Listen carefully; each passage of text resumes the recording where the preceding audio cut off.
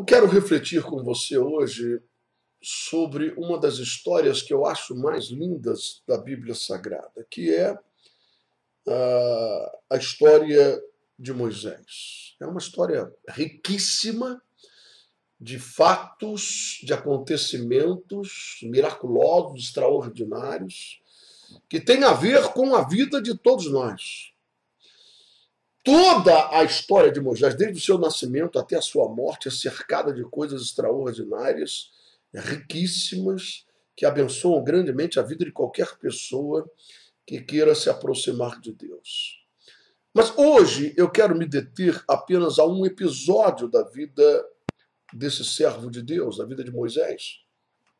E é justamente o momento em que ele se encontrava resignado a uma vida passiva, ou seja, ele era um velho de longas barbas brancas, cansado de tantas histórias, lembranças da época do Egito, de Faraó, da mulher que o criou, que era irmã de Faraó, uma princesa. Ele viveu no luxo, viveu na abastança, viveu com autoridade, com poder. Não é? Mas agora, aconteceram muitas coisas. Ele estava ali, velho, criando aquelas ovelhas do seu sogro, casou com uma mulher no deserto, vivia com ela, e chega de aventuras, chega de tantas coisas. Ele só queria terminar a sua vida em paz. E, de repente, uma sarça começa a arder em cima de um monte ali próximo, onde ele apacentava as ovelhas. E ele olhou para aquilo e achou estranho. E ele deve ter dito, mas engraçado, parece que um raio caiu ali e acendeu um fogo, né, naquela sarça. Mas ela parece que ela não está se queimando, não é? As suas folhas não estão se consumindo nas chamas. Mas tudo bem. E ele continuou a tocar suas ovelhas. Daqui a uma hora ele olhou de novo e estava da mesma forma, 2 horas, 3 horas, 4 horas, a mesma coisa. Ele falou, não, mas isso está chamando a minha atenção, eu preciso ir lá ver essa coisa. Nós que conhecemos a Bíblia Sagrada sabemos que Deus estava fazendo tudo isso com o objetivo de atrair Moisés até si, para que ele pudesse conversar com ele e comunicar uma decisão que ele, Deus, havia tomado. E assim foi. E quando Moisés finalmente chega ao lugar onde a sarça ardia em chamas, ele percebe que estava diante de um sobrenatural, aquelas chamas ardendo e a sarça ali no centro não se consumia, não era queimada por aquele fogo, e lá de dentro a voz de Deus vem até ele dizendo, Moisés, Moisés. E ele diz, sim, meu Senhor, eis-me aqui. E aí Deus diz uma coisa estranha, e é sobre isso que eu quero me deter em nossa reflexão hoje. Deus diz para ele, não te chegues para cá.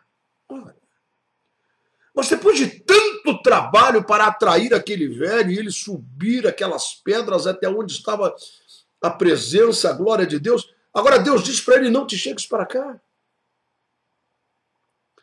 E você que conhece a história bíblica sabe que Deus complementa e diz a razão. Ele diz, não te chegues mais para cá, porque a terra em que tu estás agora pisando é uma terra santa. Tire as sandálias dos teus pés. Que maravilha! Qual o significado disto? Por que razão Deus falou isso com Moisés? O que ele queria ensinar a esse velho logo no princípio desse diálogo, desse encontro? E por extensão, o que Deus quer me ensinar e ensinar a você, que também deseja, como eu, se aproximar cada vez mais de Deus. Não ficar a uma certa distância, mas estar bem próximo de Deus, a ponto de poder tocá-lo.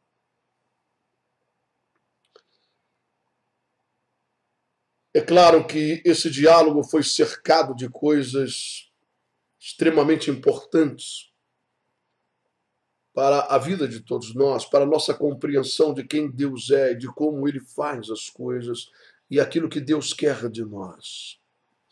Não se trata, repito, de um diálogo isolado com o velho no deserto do Egito. Se trata de um diálogo com um velho, com Moisés, mas esse diálogo ele tem a ver com a minha vida. Deus quer falar comigo e quer falar com você através desta conversa que ele teve com Moisés. Nós sabemos que quando Deus fala com ele e diz: Moisés, eu tenho ouvido e eu tenho visto a dor, o gemido, a vida indigna, o sofrimento, a amargura que o povo hebreu tem vivido debaixo do chicote dos seus carrascos. Chegou a hora de livrá-los. Eu desci do céu para libertar esse povo, Moisés. E aí Moisés disse: aleluia, glória ao teu nome, isso é muito bom, Senhor. Eu vi, o Senhor está falando uma coisa, isso é verdade mesmo. Eu estava lá e eu sei o sofrimento desse povo. O gemido deles, a indignidade, isso é uma coisa muito boa. Deus só vai fazer, olha, que maravilha, viu? O Senhor dá licença, porque eu larguei minhas ovelhas ali embaixo, elas estão sozinhas lá. Eu fico muito feliz, eu vou até falar isso para minha mulher, para o meu sogro. Isso vai ser uma notícia muito boa. O senhor me deu uma ótima notícia. Eu fico feliz por isso, porque esse povo finalmente foi ouvido. E eu já estou descendo e o Senhor vai em paz. E Deus disse: Moisés, Senhor, eu estou um pouco atrasada e minhas ovelhas estão... Moisés, sim, eu farei essa obra maravilhosa através de você. Eu, disse ele.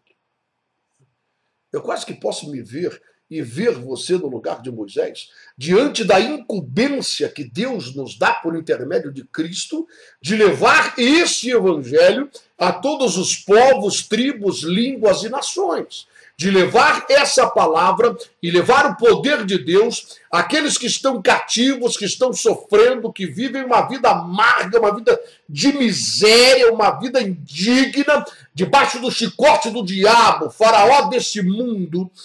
E quando nós ouvimos falar dessa obra extraordinária de libertação, nós falamos: aleluia, Deus, liberta mesmo, arranca essa gente das drogas, arranca da prostituição, arranca da vida indigna. Mas eu não posso me envolver com isso. E é claro que nós vamos apresentar as justificativas pelas quais nós não podemos nos envolver. E são sempre justificativas razoáveis, não é? Humanamente falando, são justificativas plenamente compreensíveis. Eu sou um homem velho, eu sou gago, eu não sei falar direito, eu não tenho voz de profeta, eu não tenho aparência de profeta, o povo não vai crer em mim, o senhor está perdendo o seu tempo, o senhor escolheu o homem errado, a obra é boa, é maravilhosa, o povo precisa... Mas a verdade é que o senhor está confundindo, senhor. Eu tenho 80 anos, chamam um rapaz de 25 lá entre os hebreus, entre os escultores lá, aqueles caras fortes que pegam aquela... Chamam deles lá, senhor, para viver essa aventura. Eu estou aqui, estou velho, criando as minhas ovelhas, eu não quero saber de aventura. Moisés? Sim, senhor. Eu não posso ir, eu sou velho, eu sou gago, o senhor não me leva a mal, o senhor está escolhendo a pessoa errada. Moisés, o que é isso que tu tens na tua mão? Isso é um cajado, é um pedaço de pau, eu toco as ovelhas com esse cajado. Moisés, quando eu chamo um homem para realizar uma obra, eu não o chamo firmado nas suas qualificações, firmado na sua capacidade, firmado na sua eloquência, firmado na sua aparência de profeta. Eu chamo esse homem e essa mulher firmado no meu próprio poder. Moisés, para te provar isso, você vai derrotar a nação mais poderosa da terra.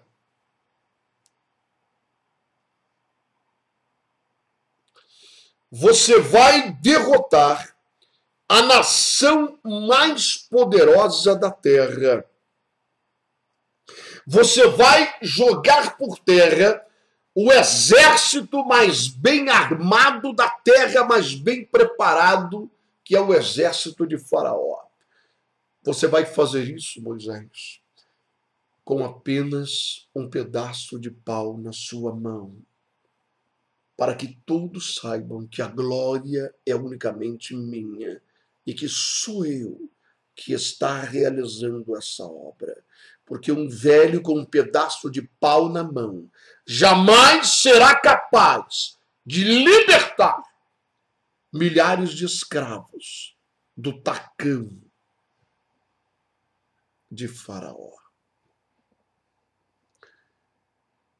E você conhece toda a história, sabe que isso aconteceu. Moisés de fato fez isso. Com aquele cajado ele abriu o mar, com aquele cajado ele fez água virar sangue, 10 pragas violentas na terra do Egito. Faraó e o Egito foram arrasados. A terra do Egito virou nada, acabou. Foi aniquilada, todo aquele poderio, toda aquela riqueza, todos aqueles deuses, por um pedaço de pau, por um cajado de madeira de tocar ovelhas na mão de um velho de 80 anos de idade. Isso é maravilhoso, meu irmão e minha irmã. É maravilhoso para mim, é maravilhoso para você, que também temos um chamado de Deus. Que conhecemos a parábola dos talentos e sabemos que ninguém foi chamado por Deus para estar sentado no banco de uma igreja, só colhendo bênçãos atrás de bênçãos, fazendo campanhas de prosperidade, felicidade sentimental, e tudo isso é bom e é importante, eu quero, e todo mundo quer. Mas ninguém foi chamado apenas para estar recebendo bênção, fomos chamados para fazer a vontade do Pai. Porque nem todo que diz Senhor, Senhor vai entrar no reino dos céus, mas somente aquele que fizer a vontade do Pai. Nós precisamos conhecer essa vontade e ela é expressa na Bíblia. Deus quer que eu venha fazer alguma coisa no sentido de libertar os escravos, os cativos, os que são dominados pelo diabo, os que caminham para o inferno, os que vivem indignamente. Mas a parábola dos talentos deixa claro que um homem que recebeu apenas um talento, nenhum deles ficou sem receber nada. Nenhum deles, o Senhor disse a eles, você é muito fraco, você é incapacitado, você não precisa fazer nada não. Senta aqui nesse banco, eu vou estar te abençoando, você fica aí assistindo os outros fazerem e trabalharem, mas você pode ficar quieto. Não. Um recebeu 5, outro recebeu 3 e o outro recebeu apenas um talento. Mas todos foram chamados para trabalhar. Ninguém recebeu talentos acima da sua capacidade. Esses talentos representariam exatamente a nossa responsabilidade nessa tarefa na obra de Deus. E aquele que recebeu apenas um, você conhece a história, ele ensaiou uma desculpa esfarrapada, dizendo, eu tive medo, eu tenho muito temor de ti, eu sou um homem muito severo, fiquei com medo de perder esse talentozinho, era a única coisa que eu tinha, e eu podia perder, e aí como é que ia ficar? Então eu escondi, guardei no lenço, enterrei, mas eis aqui, deixa eu tirar a poeira, toma aqui o que é teu, aqui está o teu talento. Não, não deu certo. Não dará certo para mim, não dará certo para você. Qualquer desculpa esfarrapada que eu tentar arrumar e ensaiar diante de um espelho, fazer uma fisionomia triste, uma fisionomia de temor, como fez aquele homem da parábola, não vai dar certo. Não vai dar certo. Veja o que o Senhor disse naquela parábola: tirai a moeda que esse homem tem, a única coisa que ele pensa ter e será tirada, entregue àquele que já tem 10, porque eu vos digo que aquele que já tem ainda será acrescentado, aquele que não tem nada, até o que ele pensa ter, ele será tirado, que é a sua salvação. Portanto, meu amado irmão, minha amada irmã, isso é muito importante para nós. Sabermos que não há desculpa, que aquele que amar mais o pai, a mãe, a mulher, os filhos ou a própria vida mais do que o Senhor não é digno dele, não é apto para entrar no reino dos céus. Não adianta ficarmos em sair do discurso. Senhor, eu não podia.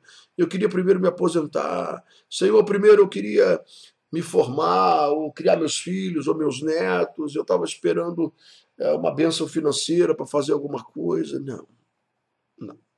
Vamos trabalhar agora enquanto é dia. Porque vem a noite em que ninguém mais poderá fazer coisa alguma.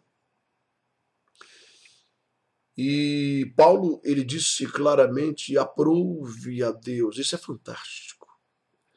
Aprove a Deus escolher as coisas que são fracas, as coisas que são rejeitadas, as coisas que não são nada, para tornar aquelas que se julgam ser alguma coisa em nada, para que nenhum mortal se glorie na sua presença. Ou seja, aprove a Deus escolher e separar pessoas sem qualificações humanas. Observe que Jesus, quando foi chamar homens para prepará-los para serem apóstolos, para levarem aquele evangelho a todos os lugares, aquela notícia, aquela mensagem, os milagres, era uma coisa importantíssima.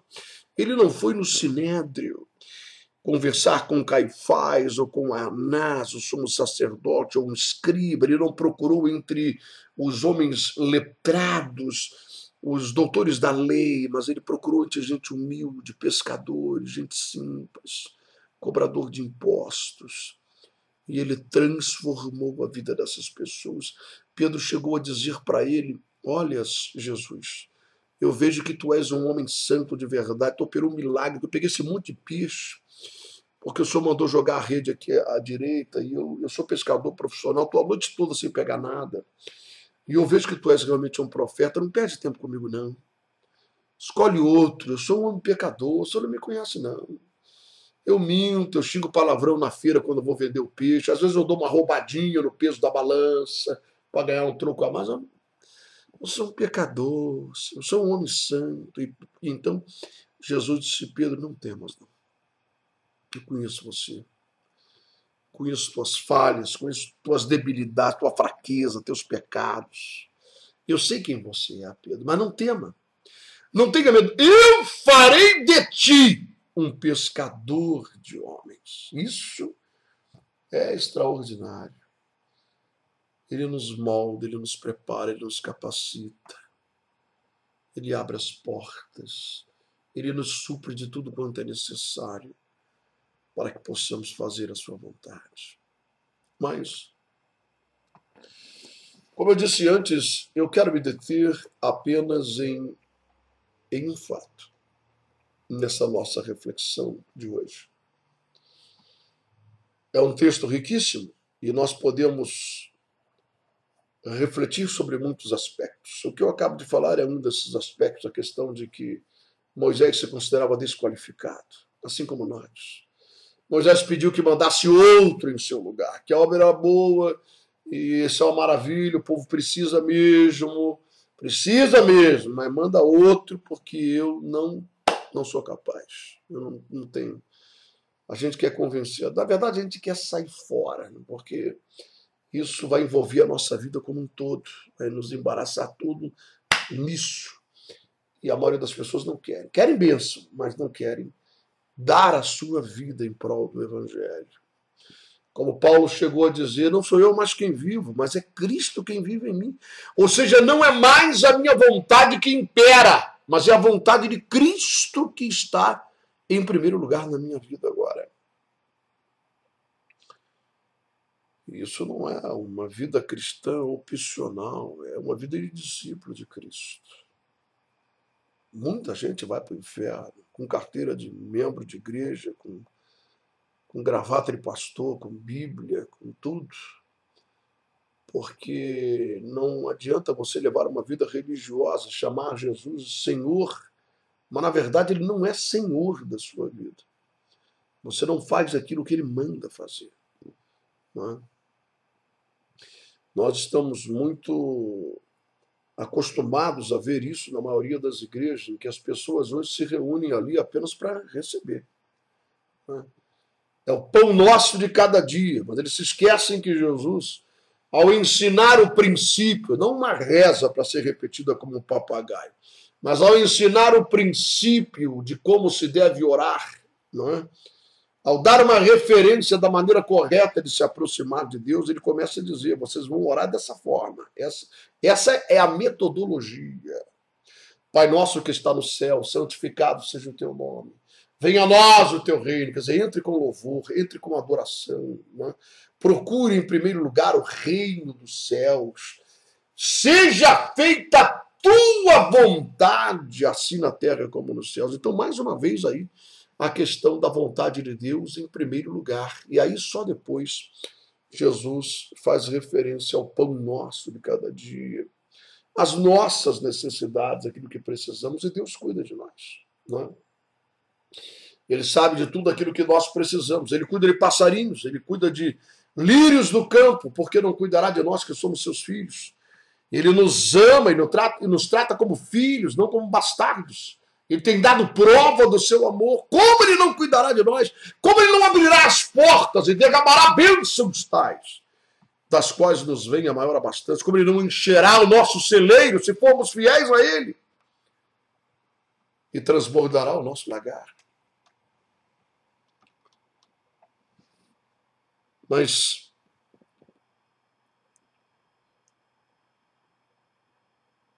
Moisés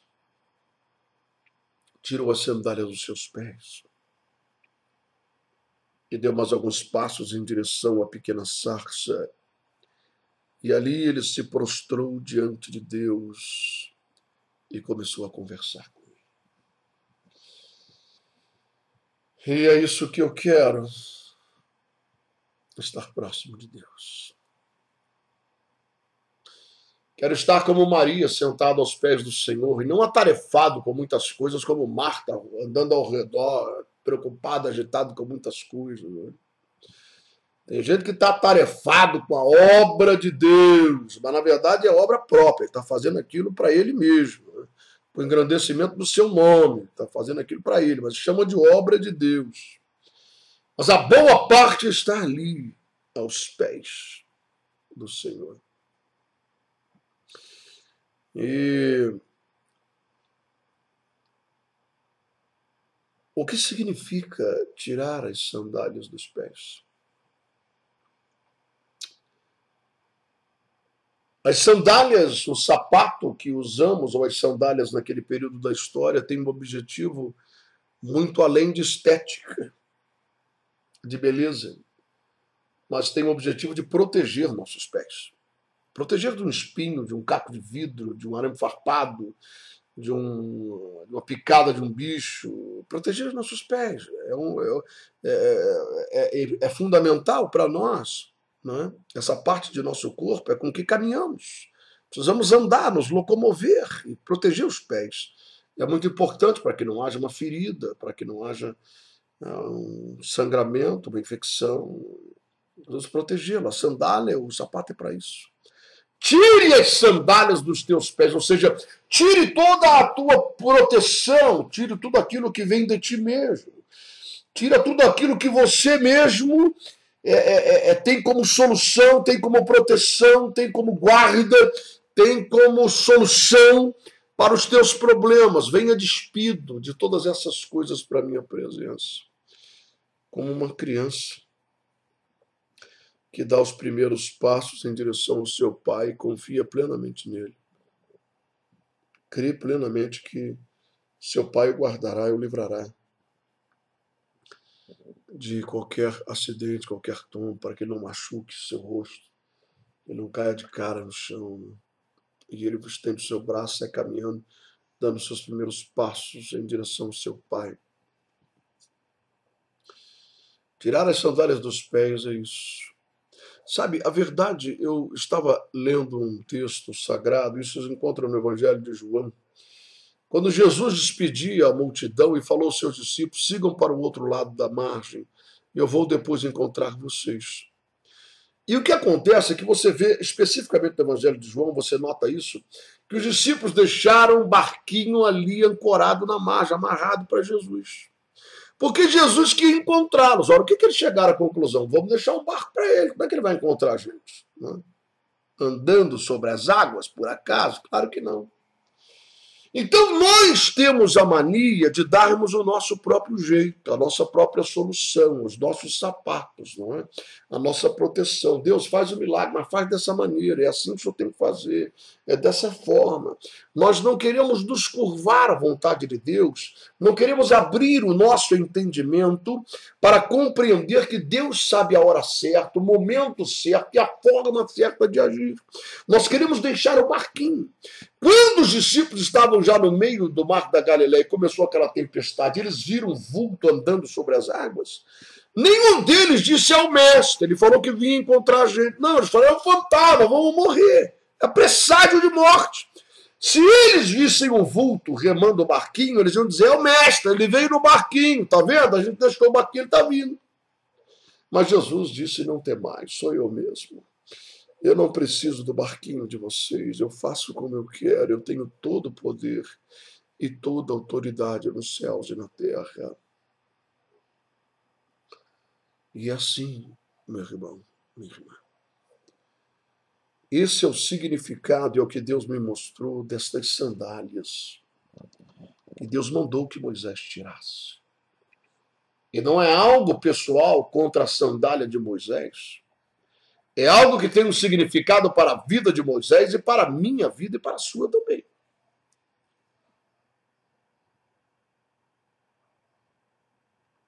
Quando a gente lembra da vida de Jacó, aquele servo de Deus, das experiências dele, né? E da luta que ele teve a noite inteira no Val de Jaboque, tem gente que não consegue compreender o que é que significa aquilo.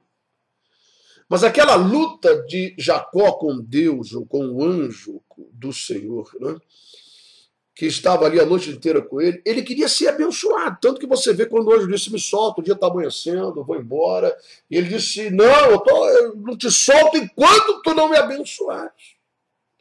Então ele queria ser abençoado. Que bênção era essa? A bênção era o livramento do ódio de seu irmão Esaú, que estava vindo ao seu encontro para matá-lo. Porque você que conhece bem a história bíblica sabe que Jacó, ele era um sujeito que o importante para ele era conquistar aquilo que ele desejava. Ele cresceu ouvindo da sua mãe uma profecia, que ele, Jacó, era o escolhido de Deus. A mãe dele ouviu isso. Que dois iam nascer, que o maior serviria o menor e que a aliança de Deus era com o menor. E aí Jacó foi logo dando o seu jeito próprio.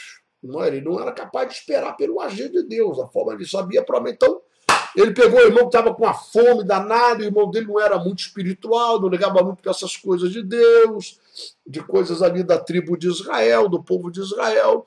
E ele falou, não, eu tenho esse prato aqui, agora você está morrendo de fome, é o seguinte, eu não tenho esse negócio de amar irmão comigo, não.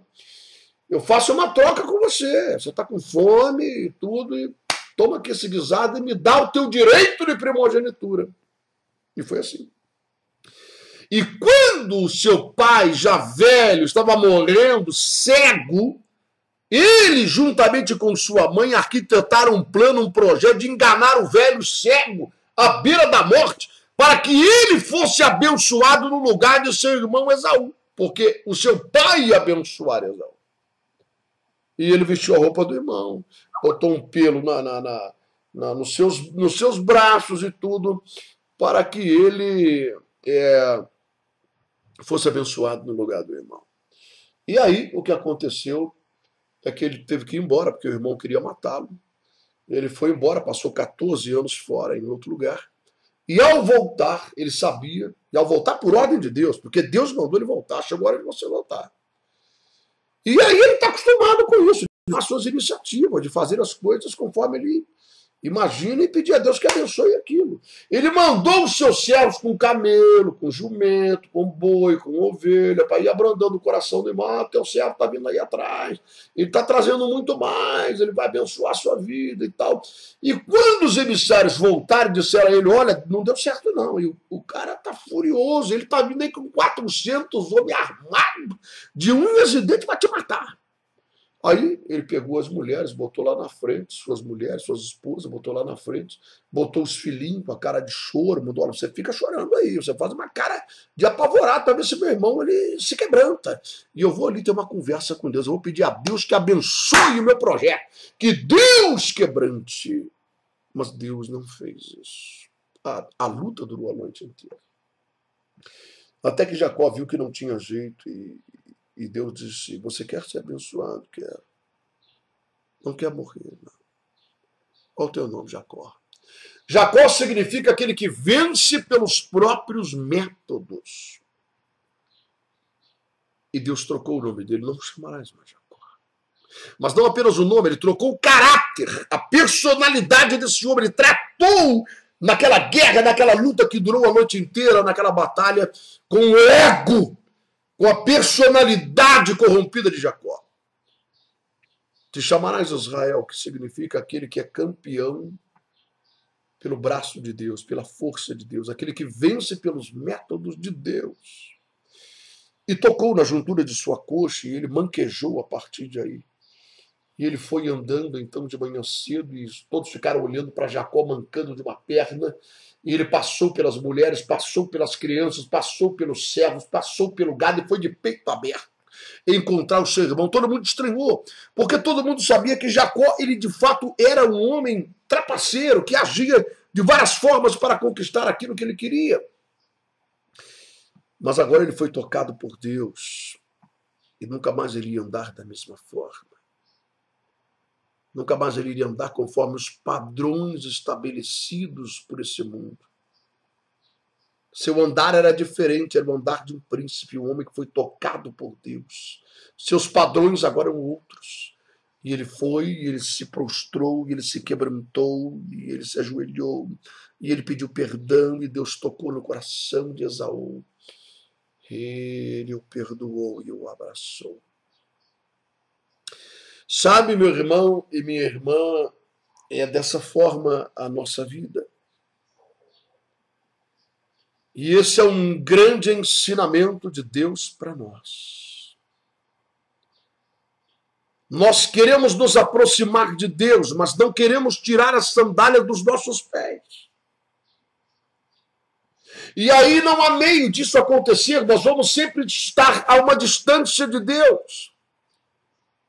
Porque não há como pisar nesse terreno que é santo, nesse lugar onde Deus está com sua majestade. Para estarmos ali, precisamos tirar as sandálias dos nossos pés e confiarmos plenamente em Deus, naquilo que Ele afirma em sua palavra, aquilo que Ele diz é verdade. E se nós agirmos dessa maneira, nós veremos a glória de Deus. Eu meditava há pouco tempo atrás sobre um texto sagrado no livro do profeta Isaías, coisas que eu tenho procurado viver na minha vida. Quando Deus fala sobre o jejum, ele diz: não é esse o jejum que eu escolhi. Não é apenas que tu fiques sem se alimentar e sem beber água, mas que tu também repartas o teu pão como faminto, que tu vendas o nu o cubras, que tu vendo o forasteiro abrigue e não se escondas do teu próximo. E se tu assim fizeres, então brilhará a tua luz e a glória do Senhor será a tua retaguarda e tu clamarás e eu direi: eis-me aqui. Honra ao Senhor com a primícia de tuas rendas, se encherão de bens os teus lagares e transbordarão os teus lagares, encherão os teus celeiros. E tudo, enfim. Eu estou me referindo a isso porque quando toca no bolso de uma pessoa, ela amarra o seu coração, ela prende o seu coração e ela passa a não crer em Deus. Eu estou cansado de ver pessoas cristãs vivendo numa miséria e vivendo com uma vida amarrada e vivendo com uma vida oprimida por Satanás, porque essa pessoa se recusa a confiar em Deus, ela se recusa a tirar as sandálias dos seus pés e a crer no milagre.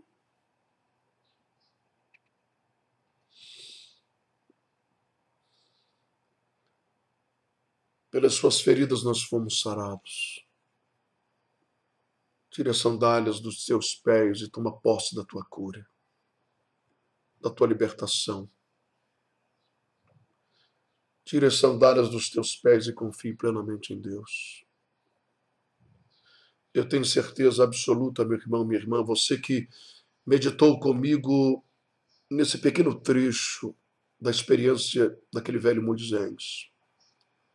Há de ter a sua vida transformada a partir de hoje. A partir do momento em que você tirar as sandálias dos teus pés, tudo aquilo que o Espírito de Deus te convencer e disser para você, meu filho e minha filha, estas são as tuas sandálias que você tem calçado.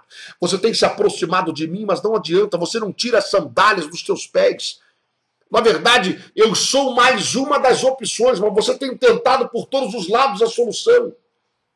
E apenas ora a mim como uma das opções. Quando eu passar a ser a única opção, o teu único bem, quando você tirar a sandália dos teus pés, você vai pisar nessa terra que é santa.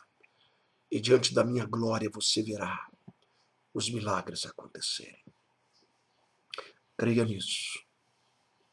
Tire as sandálias dos teus pés. Essa é a palavra que Deus me deu para mim. E Ele me deu essa palavra para transmitir para você. Porque eu tenho certeza absoluta. Quando fizermos isso, e toda vez que fizermos, vamos pisar em terra santa. E a glória de Deus vai de fato mudar a nossa história.